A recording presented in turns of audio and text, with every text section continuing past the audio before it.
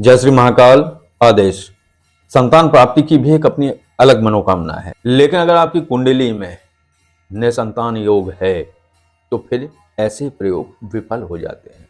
तब आपको क्या करना है? तब आपको करना है राजा मुकुंद का एक अद्भुत प्रयोग। राजा मुकुंद ने कौन सा प्रयोग किया था? पहले तो मैं बता दूं कि राजा मुकुंद कौन थे। राजा मुकुंद थे मार्कंडेय जी के पिता, जिनकी कुंडली में निसंतान योग था।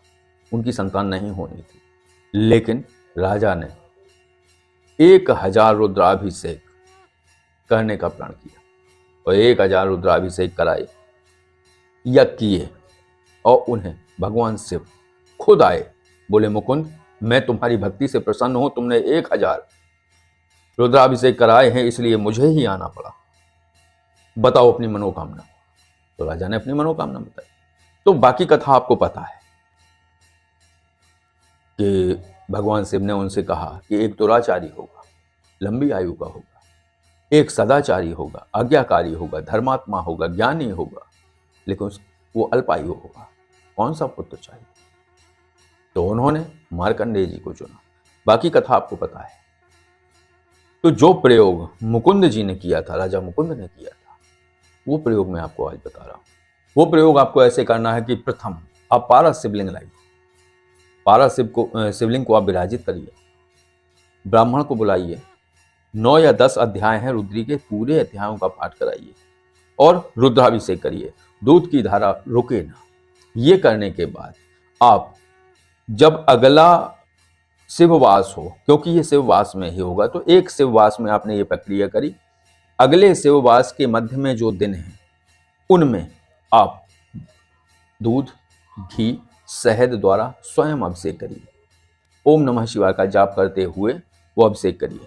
ओम हवन तर्पण आदि सब करिए और इसके बाद ये आपके प्रतिदिन दिन गिने जाएंगे, ये गिनते रहिए आप। और जो अगला शिववास हो फिर आप रुद्राभिषेक कराइए।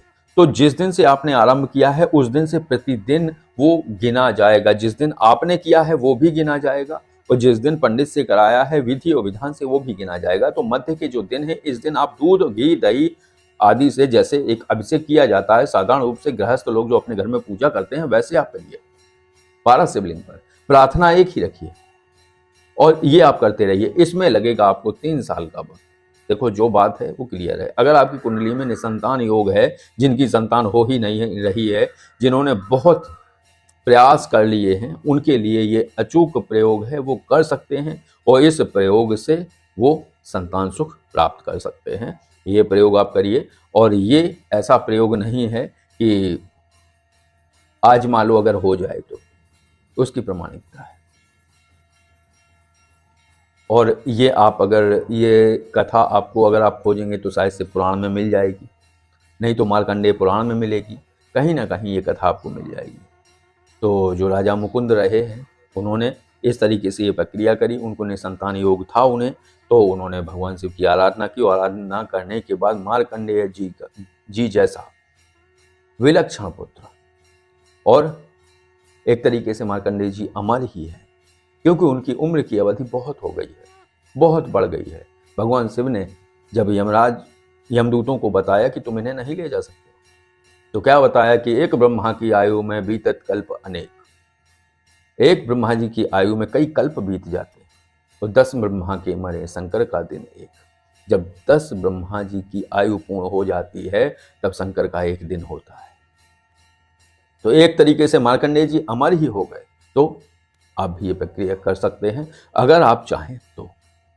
थोड़ा सा वक्त लगेगा, थोड़ा धैर्य की आवश्यकता है, थोड़ा भक्ति की आवश्यकता है, थोड़ा दृढ़ता की भी आवश्यकता है। तो अगर आप करेंगे तो निश्चित रूप से आप लाभान्वित होंगे। तो आज के वीडियो को विराम देते हैं। आदेश। जय श्री महाकाल।